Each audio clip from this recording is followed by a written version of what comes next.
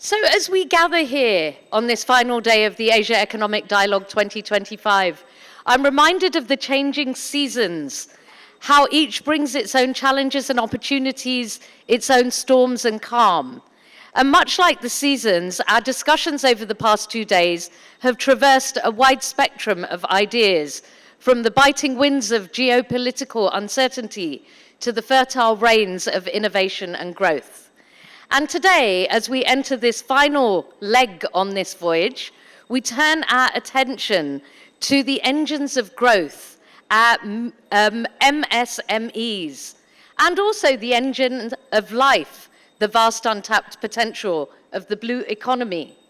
Like sailors on a shared journey, we must recognize that it takes all kinds of weather to grow, storms to test us, winds to propel us, and the calm to reflect and rebuild. So as we set sail into today's sessions, I invite you to lean into the conversations, to bring your insights and questions, and help us navigate these waters together. After all, it's really the interplay of the diverse perspectives that we find the true compass for progress. So welcome to the final day, and let's make it a day of discovery, dialogue, and shared purpose. Let's give everyone a big round of applause to get the energy going. Okay, this first session that we have is a pretty crucial one, unlocking growth potential by empowering MSMEs. So if the economy was a vast interconnected ecosystem, MSMEs would be the roots, unseen yet essential, anchoring stability and fueling growth. Globally, they contribute over 30% of GDP and drive nearly 50% of exports. In Asia, they form 96% of all businesses and employ over 60% of the workforce, making them the cornerstone of economic resilience. In India, MSMEs are no less vital, with 63 million enterprises contributing 30% to GDP and 48% to exports. They're one of the largest employers, sustaining over 110 million livelihoods. Rural artisans, urban tech startups, they drive innovation, inclusivity, and economic dynamism. And yet their growth is stifled by systemic barriers, limited access to finance, regulatory compliance and complexities, technological gaps, and the ever-present challenge of scaling in a rapidly evolving global economy. They aren't just business challenges, they're roadblocks to national and global progress. So how do we unlock their potential? What policies, partnerships, and innovations can help MSMEs thrive in an era of economic fragmentation and technological disruption? How do we ensure their growth is sustainable and inclusive? Well, to navigate these critical questions, we have an exceptional panel of experts. Chairing this session, we have Prashant Girbane, Honorary Secretary of Pune International Centre and Director General of the Maratha Chamber of Commerce, Industries and Agriculture. Prashant, could I have you up on stage, please?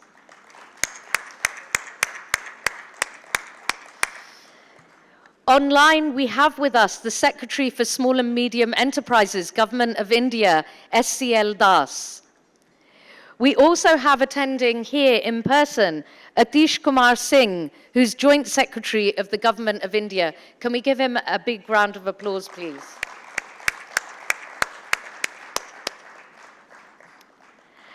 And we have Reinhold von Ungern Sternberg, Director of International Markets at BMW Germany. Round of applause, please. And Tomo Kawane, Senior Researcher at Keio University in Japan.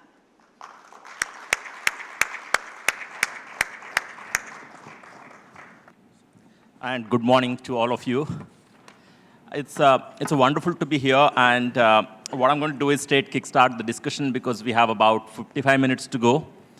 And we're very, very fortunate that the Secretary of Government of India responsible for MSME is also with us. He could join online given his responsibilities towards some national duties in Delhi today. He couldn't be here, but the Joint Secretary is here. What we're going to request the Secretary MSME Government of India to do is give a bit of an overarching perspective on what MSMEs are, what are the challenges they face, and what are the interventions that are being played by the government of India. I think what it means essentially, some of us could be uninitiated on this topic. A company that has turnover less than 250 crore, now possibly 500 crore with what's announced in the budget. But we are talking about those. And how many of those? I think by some count, it's somewhere between 60 million to 100 million companies. That's what we are talking about. So we get the criticality of what we are discussing today. I won't take much time. I'll straight go to Delhi. Secretary, sir, over to you. We're all very keen to listen to you and your perspective. Over to you. Thank you. Thank you very much, Prashant. A very good morning to you all, ladies and gentlemen, and greetings from the Ministry of MSME, Government of India. At the outset, let me heartily congratulate Ministry of External Affairs, the Government of India, and the Pune International Center, our very eminent and prestigious think tank, for organizing the annual Geoeconomics Conference on the 2025 edition of the Asia Economic Dialogue.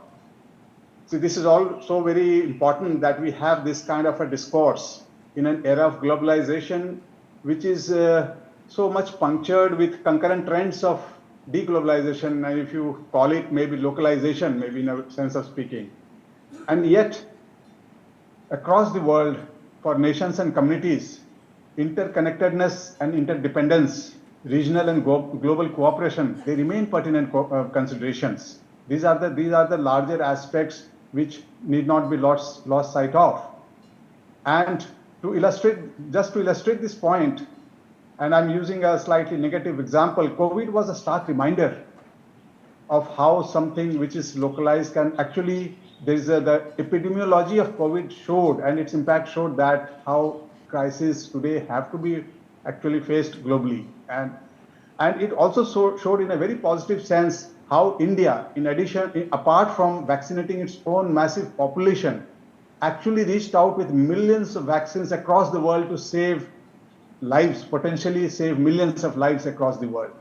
So that aspect of interdependence in the global arena is important.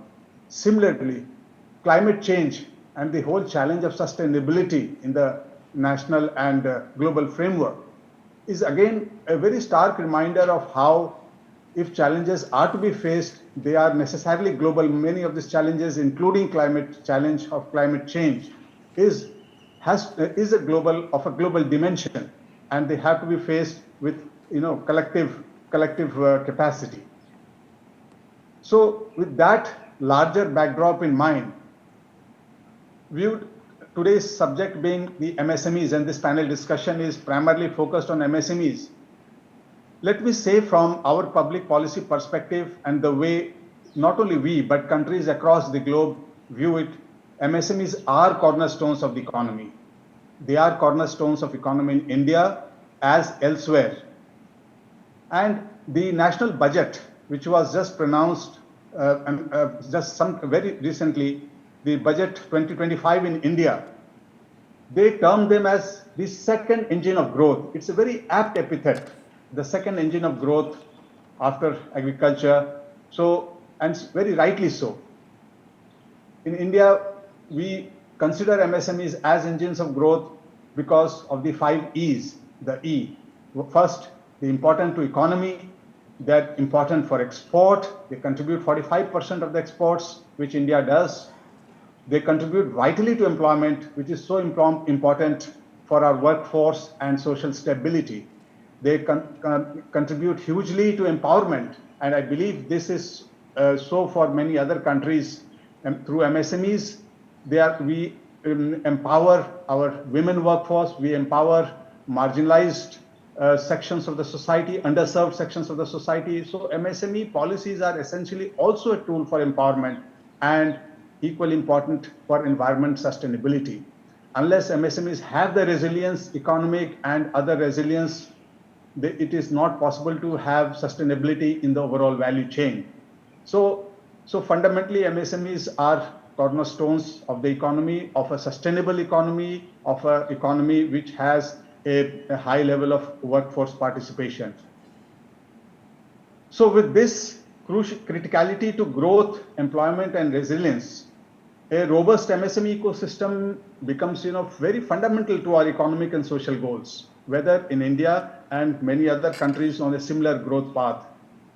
So much depends on how well they are integrated with the domestic and global value chains. Now, this becomes very important. How well do we integrate the MSMEs with the domestic value chain and the global value chain? How well they are enabled, equipped, and empowered. And in contrast, or rather in contradistinction to the established market economy, MSMEs have to handle differently in this country as elsewhere. MSMEs require, because of the nature of the small businesses, about the vulnerabilities they face, about the asymmetries in information and marketplace they face in capacity. MSMEs have to be handled differently. They require a public policy approach, and that's why I consciously use the terms of enablement, of equipping, and empowering. They do require that kind of a ecosystem which ensures all these three to them. I'm happy that today you have a panel discussion under the larger overarching theme of economic resilience and resurgence in era of fragmentation. You have a focused discussion on unlocking growth potential by empowering MSMEs.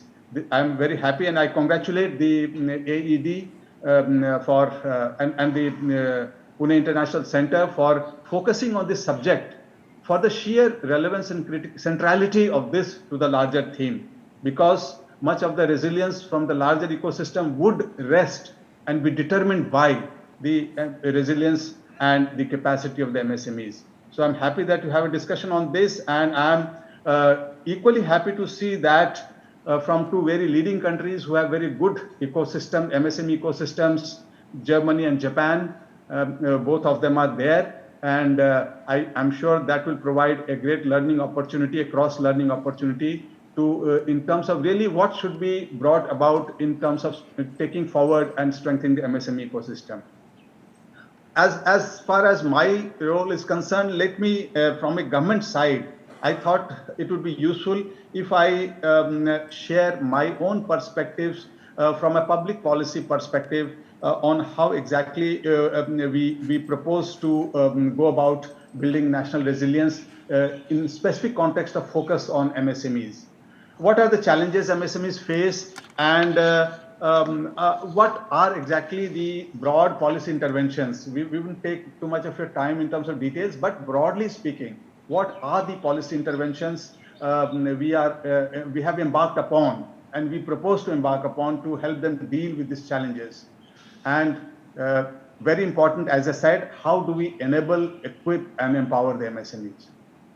Now, in the Indian context, broadly, we recognize the universal constraints to MSMEs, but particularly so in our national context, it is access to credit and finance, access to good technology, modern technology, access to markets. Broadly, these three are the broad areas, and of course, the skill, the industry-grade skills. So these are the broad areas of constraint. These are universally recognized. In India, it is very well diagnosed, and the MSME landscape has been well mapped. Now, Government of India is addressing these key constraints, the major constraints, which are of a systemic nature at the ecosystem level, head on through the policy route. Because as I said, it is not going to work through the market economics approach, even though market continues to be a dominant player. But a public policy intervention is very much required. So we are approaching it through a public policy route. And in that context, if you look at the national budget pronouncements last year and this year consecutively, they have very strong policy formulations and very strong policy signaling on which we are proceeding ahead. So in terms of enhancing the access to credit, now, as of now, the year-to-year growth in credit to MSMEs is far more accelerated compared to the credit flow in other sectors of the economy. Now, this is an important policy instrument being utilized by the financial regulator, the Reserve Bank of India, and the Finance Ministry. So the year-to-year growth rate is significantly higher. Today, it stands at 28.5 trillion Indian rupees, total outstanding of banks. Now, the important point, I'm mentioning this figure because we hope to double this in a very short span at this accelerated rate of growth. So this credit infusion through the banking system is an important element, as is the other parallel routes of equity and trying to popularize the equity route as well along with this. To supplement and support this enhancement of credit flow, to maintain the accelerated credit flow, we are also using the instrument of credit guarantee, again in a very, very accelerated way. Whatever credit guarantees were extended in 5 years duration over the last 5 years, now we are doing it in 2 years, and this year we'll do in 1 year. In the sense, this is at a accelerated pace. So essentially something like close to 3 trillion Indian rupees in each year will be extended through credit guarantees to particularly the micro and small enterprises who need it the most. Similarly, export finance for SMEs, particularly small and medium enterprises, particularly the small enterprises, export finance, a separate credit scheme is under formulation. Budget announcements are clearly there, and the export financing to SMEs is being strengthened. For the smaller ones, instead of using the traditional balance sheet approach, we have now really proactively working out an algorithm which will base lending on cash flow of MSMEs, which is essentially taking it away from the balance sheet approach which banks were traditionally following.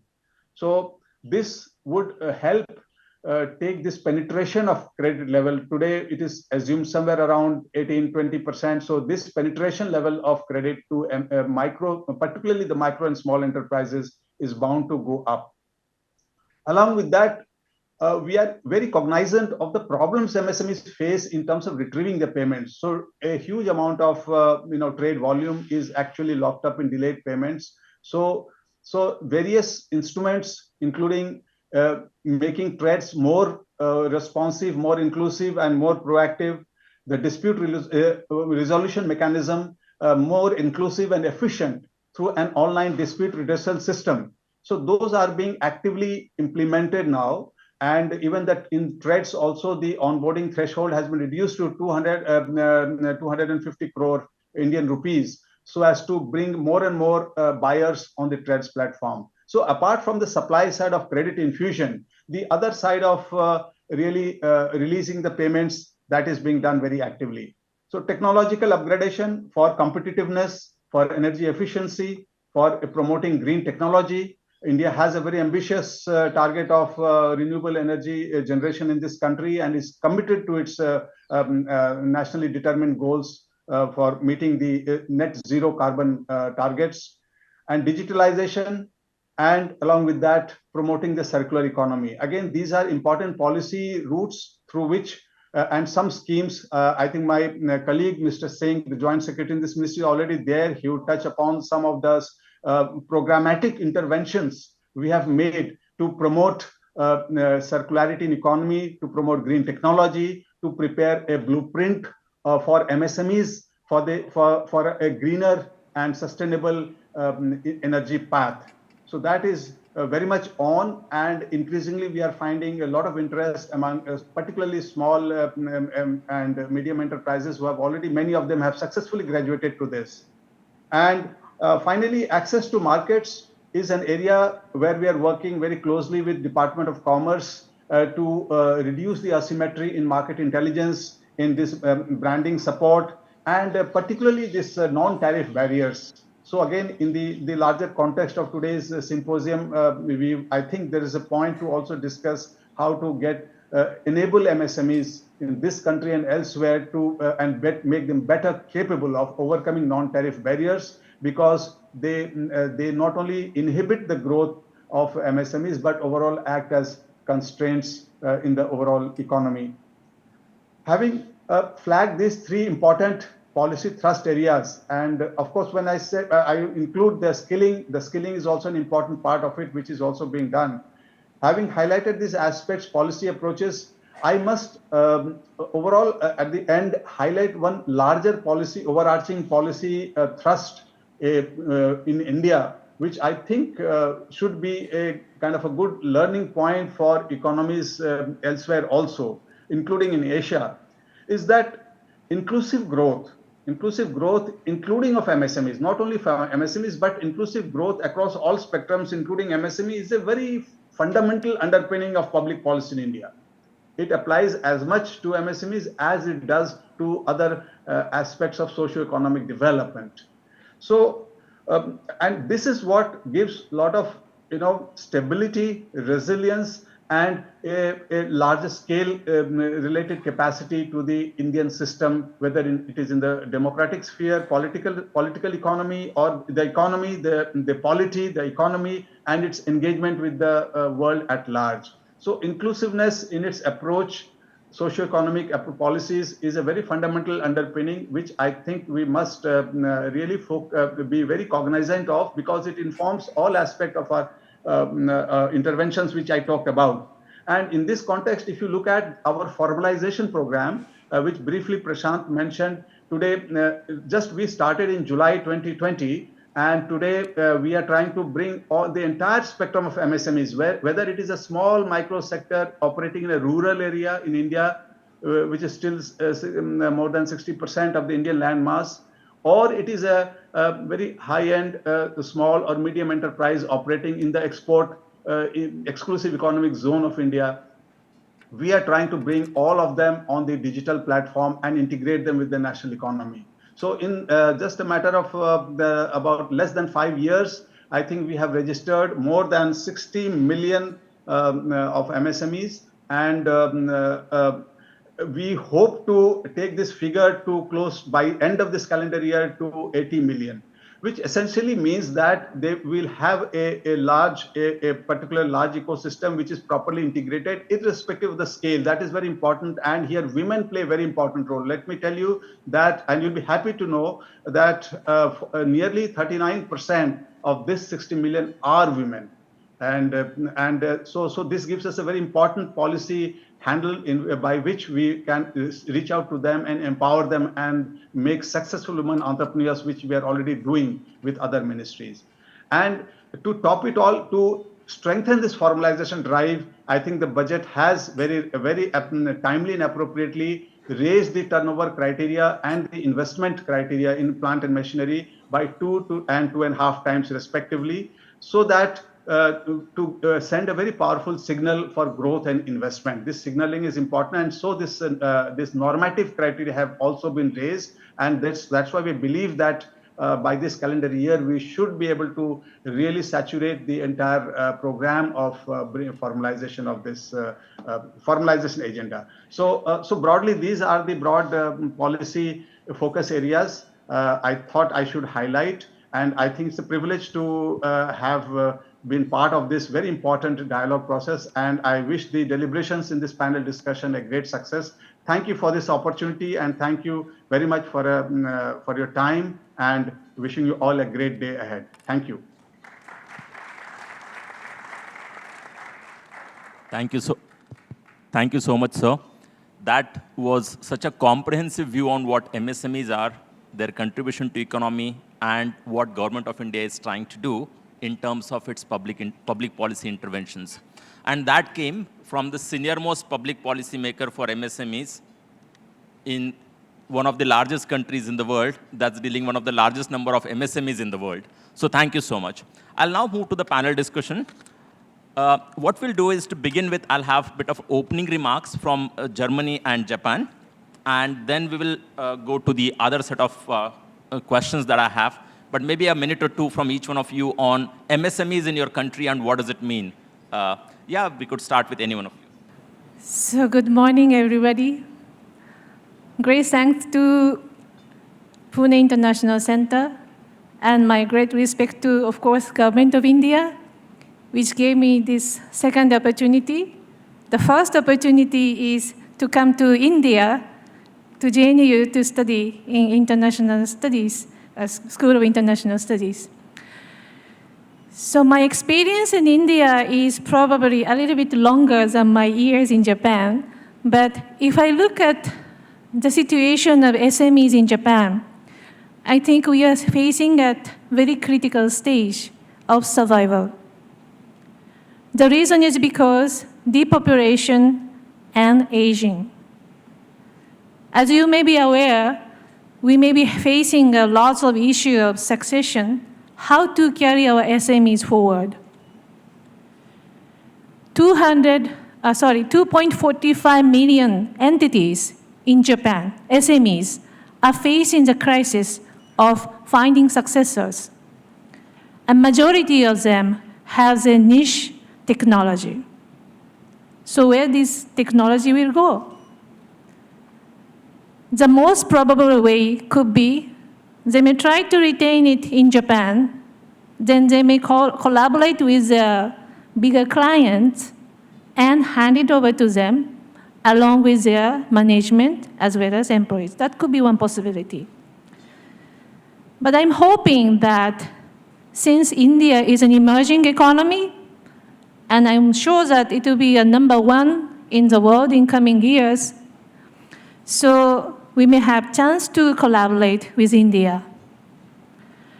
I have been associated with an organization in Pune, Indo-Japan Business Council, and I'm on the board of advisor also. So they have been continuously visiting India. They used to visit once a year. Now they decided to visit spring and autumn. So they're coming in May. But hearing that experience from them is also heartwarming as well as a little bit disappointing. Indians say that we are coming forward to shake hands, but Japanese may not be really ready to come forward and not jumping in to a new platform to collaborate. Looking back my life, I always felt that I have learned 3 things in India, which probably we could adapt in Japan. Number 1 is sewa. And very interesting, we have a common word in Japan, which also means service to others. And number 2, thank you so much. Number 2, of course you know, jugaad. So jugaad has become a little bit fashionable word in Japan. That is also thanks to Rakuten, which has a foresight to start recruiting people, Indian youths from second tier and third tier cities. They're not like, I should not say that, a government who might be still looking at only Indian Institute of Technologies or Indian Institute of Management. We have much more beyond that. So my hope is, looking at the depopulation and aging issues in Japan, probably we could create such a platform, maybe in Pune, where we can harness, nurture Indian youth. After I came to this platform, I started noticing the number of youth starting work much earlier than us. We may be just having, leisurely breakfast and getting up. I saw every morning this Pune International Center has a bunch of youth who are ready to work, who are ready to serve us. That we need in Japan. Same kind of enthusiasm, same kind of impetus to strive and do better. And looking at the opportunities, if I say about India and Japan, probably India could inspire us lots more about digitalization. Most of SMEs in Japan are facing the crisis in another way, how to adapt digitalization. As you may be aware, lots of SMEs are family-owned, and the management decision matters a lot. So it means management need to be probably educated a little bit more about digitalization and also be ready to offer something, some ways to, for the employees to learn digitalization. So our government have lots of schemes which have been supporting SMEs, and probably we can exchange such notes, what could be successful and what could be not working. And I think this is my opening, and thank you so much. Thank you, Tomo. Germany. Yes, good morning also, and thank you for having me here. And I already appreciate very much the insights from the minister and also from Japan.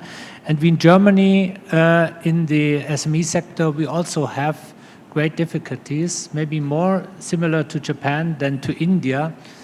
But first, I would like to make some remarks about the SME sector in Germany, which has a very long tradition and which gives much hope for further resilience of the German economy. And this is one of the topics of this conference here, the resilience. The German SME sector, we call it Mittelstand because it includes the MSMEs and also the larger mid-caps and family-owned businesses in Germany, which are operating on the philosophy of coming from the MSME sector. So the MSMEs are basically everywhere countrywide, not just located in certain centers of the German economy. This is very important to understand. Out of 3.1 million registered enterprises in Germany, more than 99% are MSMEs.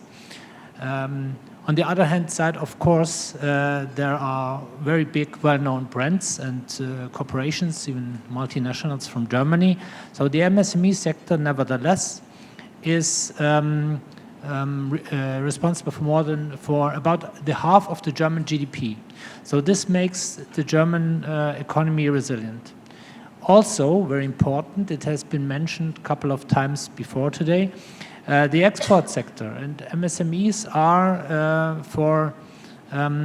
in 45% of the exports also, which also for political terms is a very important figure, is that they employ 60% of all German employees.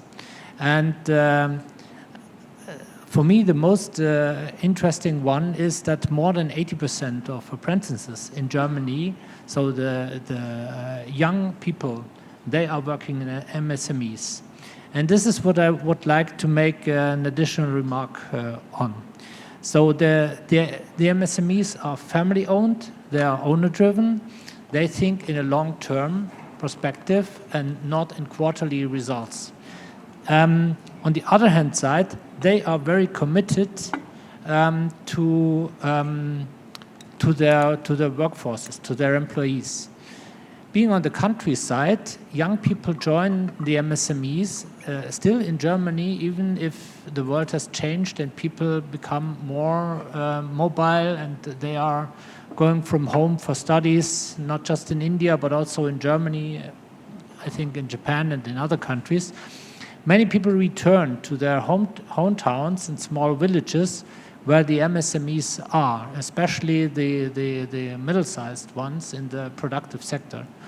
And once they go to their companies, the employers and the employees together, they are creating a kind of corporate identity that is like a family. So the people, they work together, they do sports together, they have their friendships together, they take a credit for their house. So from the perspective of what the minister has just said initially, I think this is something that is very important. We in Germany want to keep that. And we also think that for German MSMEs who invest in India, this is something they can contribute here if they give a corporate identity and if they give safety to their employees, maybe not higher wages than average. They do not hire from other competitors, but the people who are employed there, they have the feeling, here I'm safe. And what I've heard from German Mittelstand companies in India and in Germany, that during the pandemic crisis, they tried their best not to lay off any of their people. And this is highly appreciated by the people, by the employees. And I think this is something, we could share together and we could elaborate as Germany and India, how to focus more on that. Thank you, Reynold. As you all are aware, the theme of this conference is resilience and resurgence in the era of fragmentation. For the countries to be a lot more resilient and resurgent, the economies need to be a lot more resilient and resurgent. And if the economies have to do that, whether it's 1/3 of the GDP or half the GDP, right? We can't afford to ignore what happens in MSMEs. Renaud mentioned very interesting point that that politicians, irrespective of parties and irrespective of countries, wouldn't also want to miss them because these entities end up hiring more than half the workforce in the country, right? Which is also an interesting point. Now, here is what we're going to do. We would look at the challenges that are faced by the MSMEs, because if we have public policy interventions that are able to deal with the challenges, then I'm sure we are maybe making them a lot more resurgent, right? So I'm going to ask my colleagues to put up the slide of the challenges that MSMEs deal with. We'll start with the Joint Secretary, Mr. Atish Kumar Singh. If you could pick up any 2 or 3 challenges and comment on those, then I'll go to Renaud and then I'll come to Tomo. What policies are working, what policies aren't working? Is there anything for somebody to learn from, as in another country, or is there something we can learn from another country? So first, Joint Secretary, Mr. Atish Kumar Singh. Here is a gentleman who's been working on policies for MSMEs for the last few years and supporting the Secretary MSME and making that happen. Much of the public policy work that has happened in the country on this space is done by the Secretary with help of the Joint Secretary, and hence over to you, Mr. Singh. Yeah, thank you. So I think since you put them in a serial, I'll start with formalization. I think that is the starting point, to get into the, the arena of MSME and help the MSME becoming, resilient, which is the theme of the day. So while we had one, earlier system which was known as the Udyam Aadhar, but the government came up in 2020 a new system of formalization which was known as the Udyam registration. So it is a free, system, a free facility, and it is completely paperless, and it is completely digital. It is online, and it has, you just need only one document, which is the Aadhar. You don't need any more documentation. We've tried to make it as simple as possible. So with that being the case, the Udyam registration today, as the Secretary mentioned in his speech, we've already covered about 6 crore. And there could be another 6 crore which are waiting in the wings, which is probably the formalization gap. But also, if you look at what's happening in Udyam, is we've also linked it to the GST and to the PAN. And there are a host of other APIs. There are 46 APIs, in fact, which the Udyam registration system presently holds. But that alone is not enough. We need to make it more deeper and stronger. And of course, why I say that is, like I said, formalization is the key to starting everything. If you want access to credit, if you want access to markets, if you want to get into the exporting side, if you want to avail the government schemes, and benefits of, which are available through scaling or on technology and so on and so forth, you have to be registered somewhere. You have to be part of the formal process. And so there were different formal, even now there are different, ways you can become formal. You can join the GST, or you can join the sale tax regime, or you can, be a Companies Act. You can be registered under the Companies Act. You could be a partnership firm. There is a Factories Act. So we did this study, and we came to the realization that, there is a great need to synergize everything together, so that with one single system of registration, we're able to, get the benefits of being a company. So, like I said, Udyam was something which we've done. Now we are moving into what we call as Udyam 2.0 and making it more deeper and stronger. We are collaborating with other systems of registrations, with the GST, with the Companies Act, with the Partnership Act, and how we can, and we are also leveraging, other, facility which the government has created, like the Gati Shakti. So one important thing is to while the validation of the company or the Udyam registered company is done through the Aadhar, but what is the in terms of its geographical location, whether it actually exists or not. So that we are using the Gati Shakti platform to confirm and validate. So now this is the kind of work which is the next level of formalization which we are getting into. So that is, something which we think is extremely important, to move forward and to make the MSMEs resilient. If I could just take a 10-second intervention. During COVID time, everyone talked about the MSMEs most impacted and how do we help them. The government was ready to help them. It did some wonderful things to help them. But you know what? At that time, only about 1 crore, which is about 10 million MSMEs were registered. So you did not know the other 7 million whom you wanted to help, but who they are and where they are. So that's the impact of formalization we are talking about. That's the importance. And today you're talking about 60 million already done, and you're wanting to go to 80 million by end of the year, as Secretary mentioned. Great. Over to you. So just the second thing I wanted to bring in, in terms of bringing in resilience. So, like he said, when the pandemic happened, it created a lot of things. It broke the back of the MSME. A lot of them closed down. A lot of them changed business. A lot of them had a very reduced operations, and along with it came other things. There was a shortage of labor. Migrant labor, we've all seen how we dealt with this. There was a shortage of raw material. There were problems in other logistics. There were problems in containers, in exports. So we had a whole set of problems. And that's when the realization dawned that we have to do a number of things to make the MSME system much more resilient.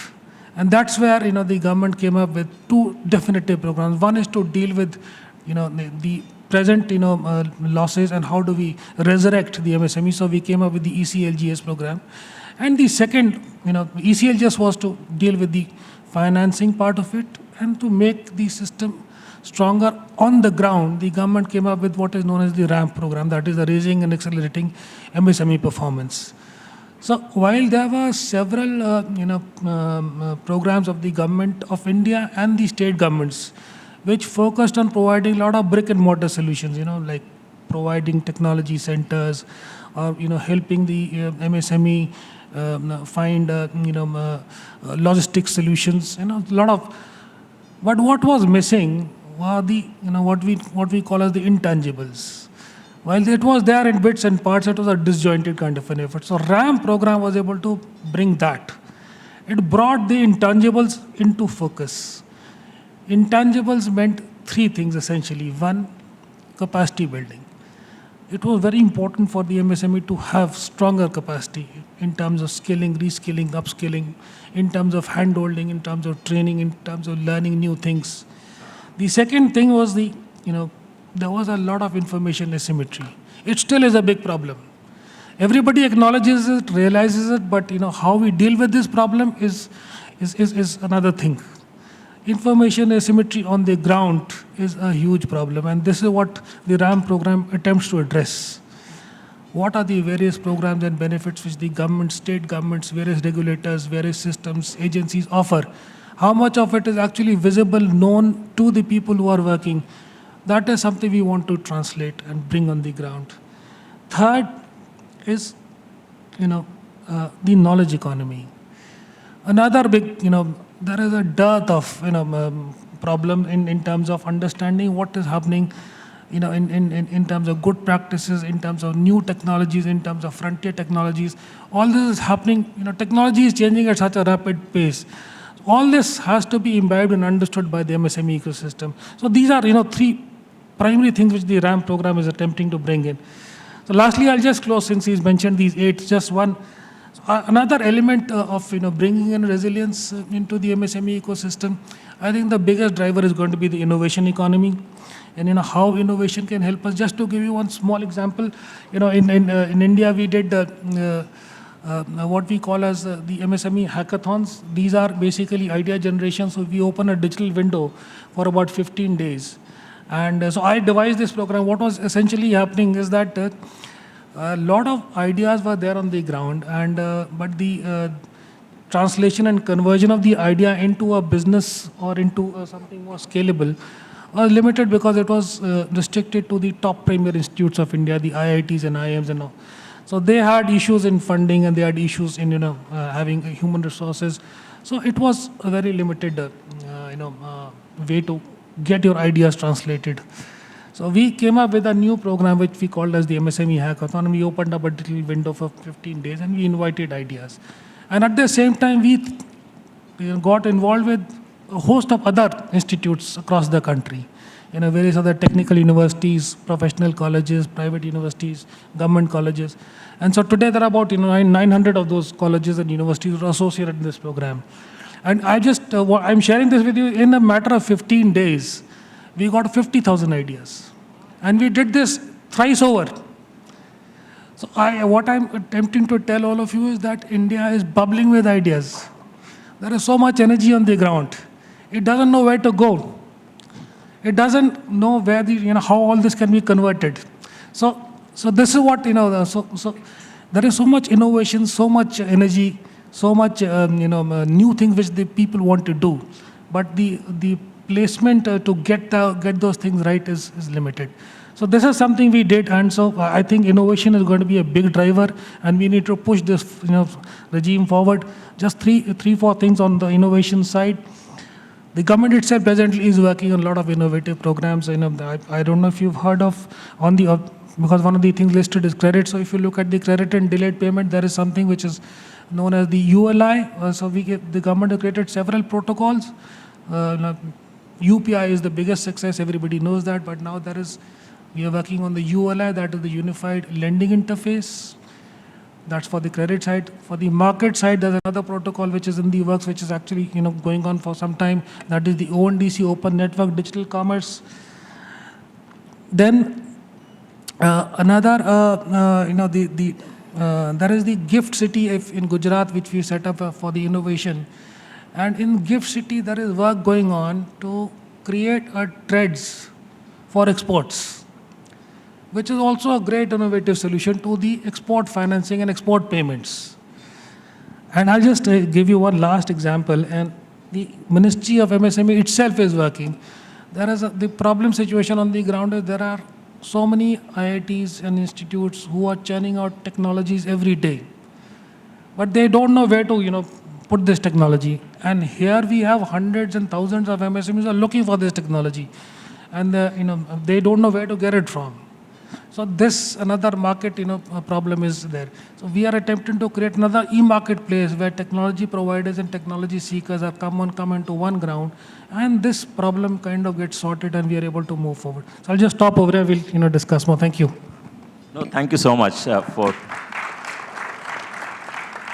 Thank you. I think in the next about 10 minutes, we'll change the format a bit, and we'll get into the closer to the rapid fire round version. So Renaud, I'll start with you. When you look at in Germany, right, formalization, credit would be relatively smaller issues, as compared to Asian economies. But energy has been a big issue. We all heard about it, and hence impact on sustainability, right?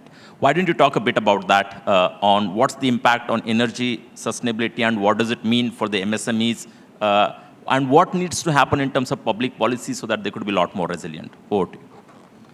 Yes, thank you for coming to that point. This is a very crucial phase we have in the European Union, in Germany in particular. It has two sides of the story. On the one hand side, we, due to our policy and our relationships, especially with Russia, we have cut ourselves off from Russian gas supply, which has dramatically increased costs for mostly LNG. We purchase now on global markets, and prices have risen, so we have increased costs for that.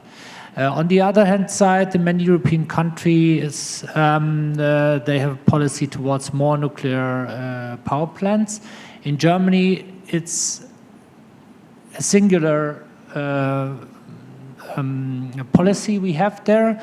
We even cut down nuclear power plants, even if for decades we have been on the top of this technology by ourselves.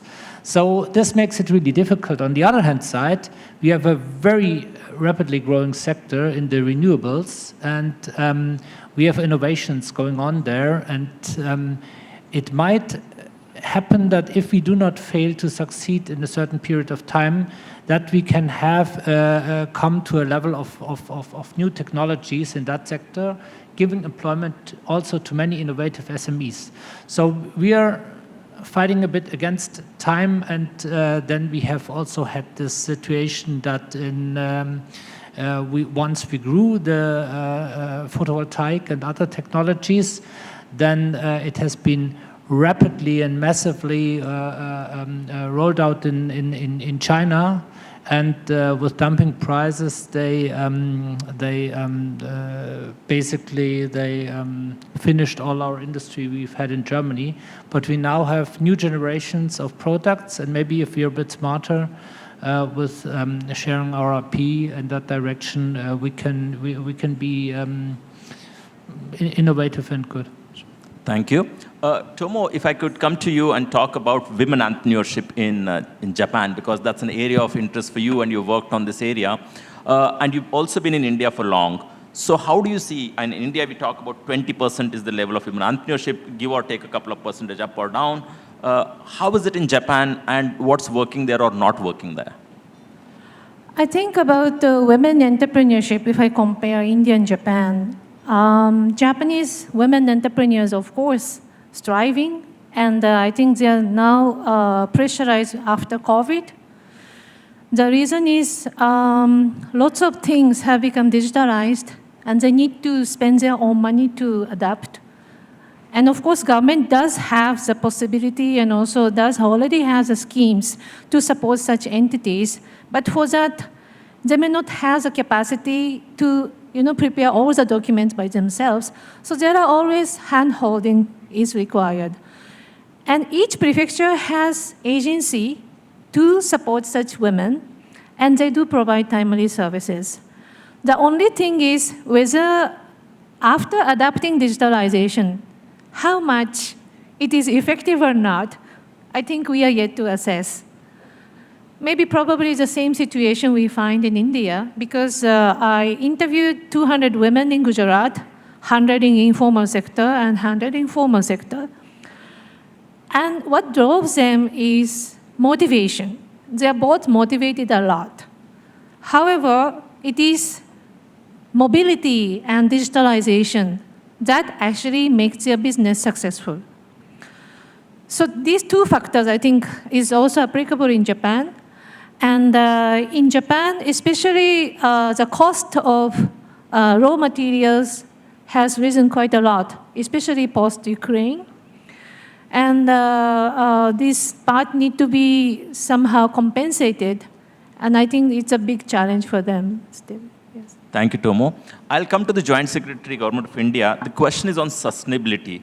There is a whole lot of, when I talk to the MSMEs, they discuss about the impending CBAM or the equivalent ones from different countries. What's the impact it will have on MSMEs, and how would they prepare themselves so that they're a lot more resilient in dealing with sustainability, our own goals or the global themes around this topic?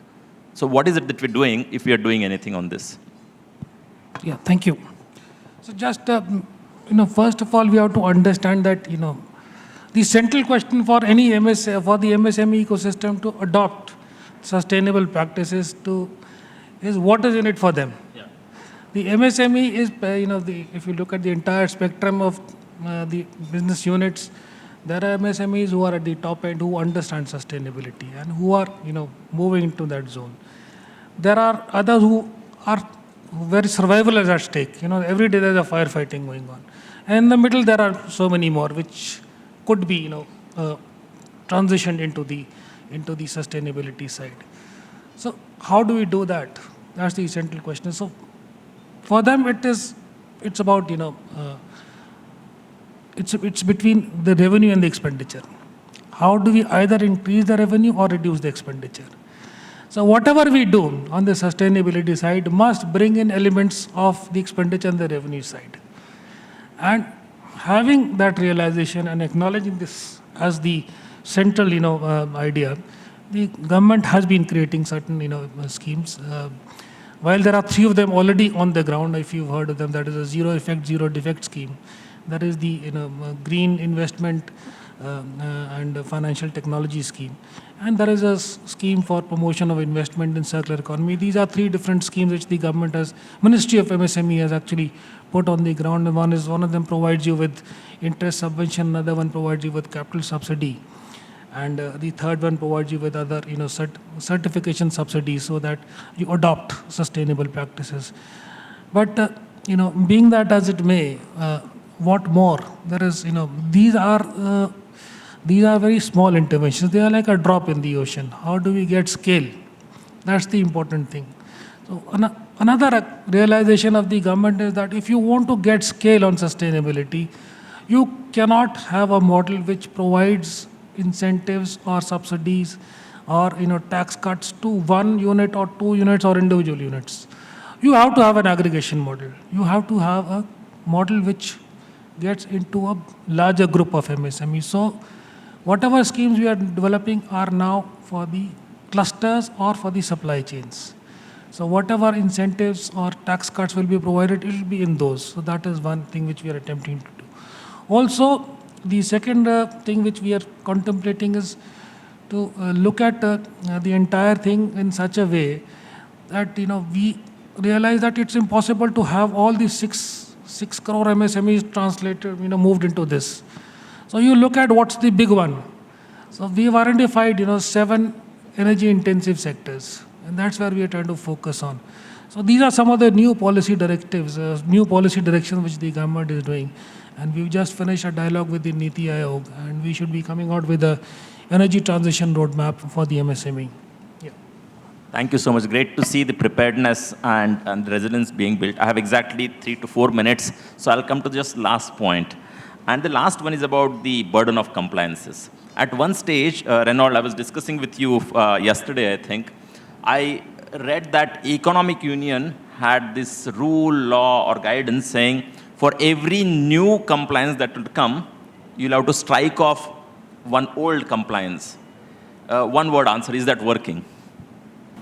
Yes, as in many cases, the entrepreneurs, the companies have been in such meanings a bit ahead of the policymakers by inventing the FIFO system for their productions, first in, first out. So I think in the European Union, there's a saying nowadays that US, India, others, they innovate and EU regulates. Unfortunately, we did not achieve to have that bringing out, getting rid of former regulations when we implement new ones. This is really difficult, but we are aiming towards that. Got it. I'll ask that question to the Joint Secretary. Is there anything that we're doing on the same one? And that's my last question before I come to the conclusion. So on the EODB side, and reducing the compliance burden, so the government is absolutely clear that this is on top of the agenda right now. And I've been over the last 1 week we've been working on this very, very strongly. And so while there is a, you may have heard of what is known as the BRAP, Business Reforms Action Plan, that is already in the works, which has listed out more about 344 reforms, and we are going ahead with that. At the same time, there is also the Jan Vishwas, I mean the act which has also come through in August 24, so that has decriminalized a lot of things. In the works now is amendment of 59 acts. And that's where all of you would like to step in. We are looking for ideas and thoughts on this. What do we need to bring into those amendments? How do we reduce the compliance burden? How do we make the procedures simple? How do we have not very complicated rules? If you've been following the Income Tax Act amendment, has also been reduced significantly. It has been 40% of verbosity has been reduced. The definitions have been made much more simpler. So these are things which are ongoing. But just to cut the before making it a very longer discussion, what we need to do is, while this is work which is going on with respect to the existing arrangement, and that's what I was discussing yesterday. We are attempting to reduce the burden and making the system of ease of starting a business, ease of conducting business, and ease of closure of business. While this is an ongoing work, like I said, but at the same time, we are also experiencing and witnessing a lot of new compliance burdens because of new challenges and new regulations, new rules, new systems. So how do we deal with that? Like, to give you one example, EPR, Extended Producer Responsibility. Big compliance burden for MSME, very big. While from the bottom, we may be knocking off, a lot of compliance burden. On the top, we are coming up with even bigger ones. So that is another challenge which the government is, understanding and realizing. And how do we deal with this? Another one, if you look at this, the BRSR, Business Regulation Sustainability Reporting. SEBI has come up with a regulation which says that all listed companies and their supply chains must file a report with respect to their sustainability norms. So these are, new compliances. So anyway, I'm just going to cut short. The point is that we are flagging running challenges on the ground, running compliance burden on the ground, and new burden. And if you have, more to tell me about us, tell the government about all this, please come forward. This is a great forum to do that. Thank you. Thank you so much. I must thank Ambassador Bambawali, the convener of Asia Economic Dialogue, because he has extended the conversation for another 9.5 minutes. So, yes, you could clap for him. That would mean you would get to ask questions if anyone has any question to ask.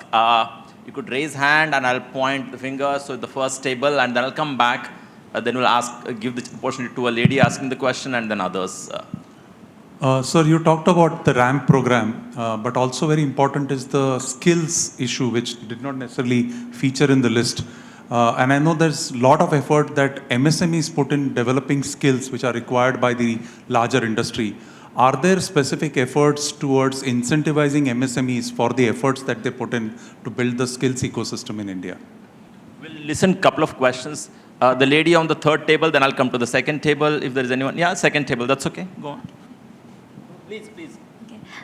Have you compared the experiences of specifically rural women entrepreneurs in India with those in, say, Japan, even Germany, and obviously the scene set in India today? And if so, what insights did we gain about the comparison differences and things we can do to help them?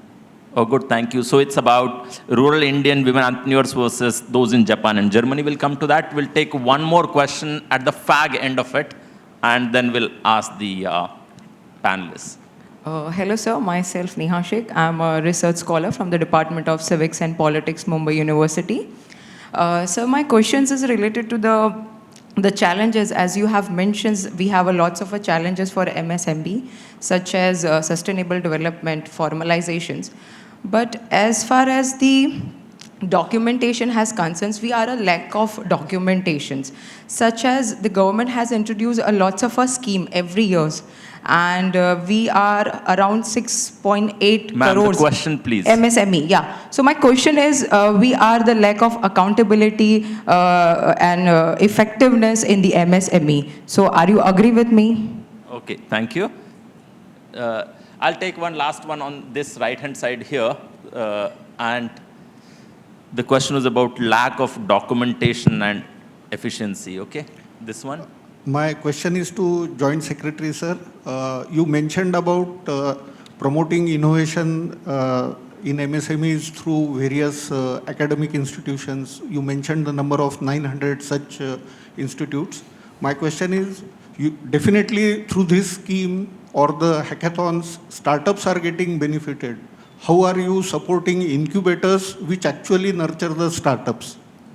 Okay, thank you. I think we'll start with the Joint Secretary. I think there are these 2 or 3 questions you might have noted, and then we'll come to the 2 of you to talk about women entrepreneurship. How do you see it in your country vis-a-vis, especially in rural area? But to the Joint Secretary first.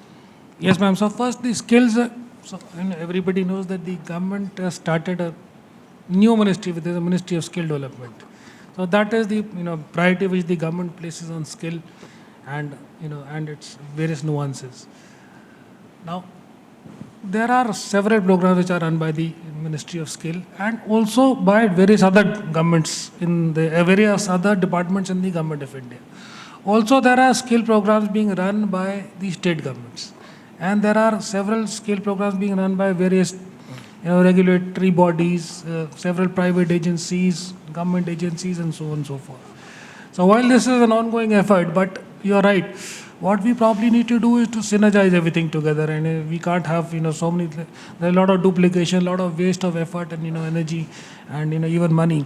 And if we are able to bring this all together and have a very focused and clear-cut policy in terms of which direction we want to provide what kind of training, yes, that is something which is very much acknowledged, and let me assure you, work is going on that front. Also, we are leveraging technology to impart skilling and reskilling and upskilling. So we have we are in Pune. There is what is known as the I4C4. Yeah.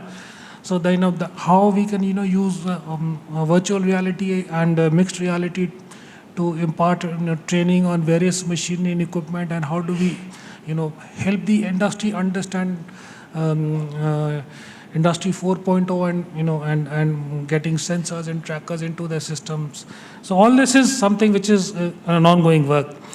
The second, and also just to let you know, under the RAM program, a lot of states have come up with very innovative ideas on skilling. Like ma'am was mentioning about, a lot of people are, closing business because they don't have the, skill set and succession. So and also the best in the management and the best skills from the IIMs and IITs, they go to the large corporates and the governments and international. Nobody comes to the MSME. So UP government started a system under the RAM program wherein they created an MBA for MSMEs. So it's a scaled down version of the MBA program, and it is tuned to what the MSME typically wants. And it is not a full-scale 2-year program, it's a 1-year program. So things like that is also ongoing. So just, okay, and the second, somebody was asking about, yeah, okay. Incubation you could talk about, and then I'll go to them about the rule. Yeah. Incubation, do we have? So we have, the separate, the ministry itself has something known as the MSME incubation program, which provides support to various technical institutes and universities through funding, subsidies, and under the design scheme and the innovative scheme, and the IPR regime. So it helps the incubation center get money to the person who's trying to acquire intellectual property right by paying them legal fees, professional fees, and also helping them commercialize if they've acquired the intellectual property and or GI tags or so on and so forth. There are at the schools and colleges levels and even remote areas, there is what is known as the Atal Tinkering Labs. So a lot of tinkering labs have been set up across the country so as to promote the innovation economy and drive students to move into this side. So these are some of the things which are going on. We can have an offline discussion on this. There are several other things, and there are several great examples which have come through the innovation, through the incubation centers. And so we'll have an offline discussion on that. Thank you. Thank you. Just I'll quickly answer the last question. Sorry, there are no more questions we could take because of time, but post the discussion, post the session, you could always interact. The last question was about lack of documentation. Yes, you are very right. We do not have proper documentation within the MSMEs. It's improving far better, and as it continues to improve, formalization would be better, and ability to serve MSMEs and make them efficient would be better. I'll come to both of you to ask this question about women entrepreneurs in rural Japan or rural Germany. And Tomo, especially if you could compare, because you have done work with women entrepreneurs both in India as well as in Japan, what does that mean? So first Tomo, and then we'll come to Renault. I think rural not India. I always talk about India. So rural Japan does have a collaboration with, say, local entities, like a local government does support women entrepreneurs. And they do offer some funding for digitalization and procuring local equipment. And also, they try to help them to find the right kind of advisors, mentors. Mentors are very important for them to thrive and also probably not to make mistakes. So because one small mistakes may be critical for such small entities, so this is how they are supported. And also, I should add that in disaster-affected areas, there are some kind of voluntary organizations in collaboration with SMEs, and they try to make a beautiful network of social innovation, which is very vehemently supported by local government. And also, national government have already noticed this change, and we do have huge funding for this. If you can recall, last year on 1st January, we had a big earthquake, and that affected area has got special funding for that. Thank you. Thank you, Tomo. Renaud. In Germany, this is a discussion for a long time already. We are having some progress, but we are still not there where we would like to be, especially the women entrepreneurs. So we have lots of programs, state-wise programs, also from our association, driven by the SMEs and the women entrepreneurs themselves. And this is something where we can see that, especially on the countryside, we should not underestimate. We have women succeeding in schools, in institutes, in universities. The innovative factor, they do not just run a business, but like your very famous entrepreneur here on the first day, Kiran Muzumdar. She was saying, they are also driver of the innovations. They are brilliant minds. So this is what we are in Germany also are talking about. And then we have the possibility also to cooperate. So we have had a delegation 2 years ago from Indian women entrepreneurs to Germany. We should include that into our exchange programs, I think. Thank you so much. We almost are up with time. All that I want to mention is, given the theme of this conference, which is resilience in the era of fragmentation, economic resilience is possible only if you pay attention to MSMEs that contribute between 1/3 to 1/2 of the economies. And if you want to make them resilient, you got to look at the challenges. Many challenges got discussed, resolutions got discussed. There is a lot being done. There is so much more to be done. All of this is possible only if we continue to discuss, continue to engage, continue to listen from each other, continue to hear from what's working in Germany, whereas also talk about what's not working there in terms of energy, in terms of succession, in terms of some other areas here in India. As long as we continue to interact with each other, learn from each other, we could make sure that we are a lot more resilient, and hence we start shaping up, supporting each other in making it a lot more stable and better world. With that, I hand it over to you, Vandana. And I must convey huge thanks to Secretary Government of India for taking time out and coming on the video conference to address all of us. And I thank personally each and every one of you. Over to you. Thank you so much, Prashant. Could I please welcome Deepak Garandikar from the PIC to give out tokens of appreciation.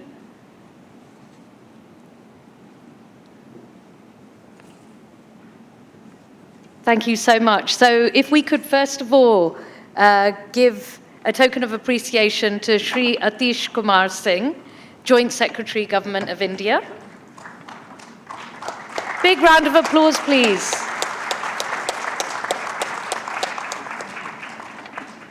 To Tomo Kawane, Senior Researcher, Keio University, Japan.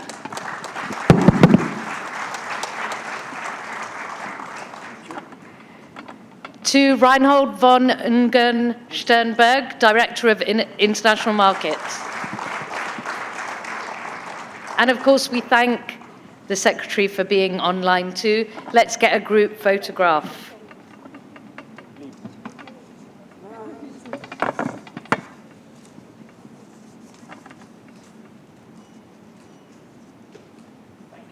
Thank you so much, panel.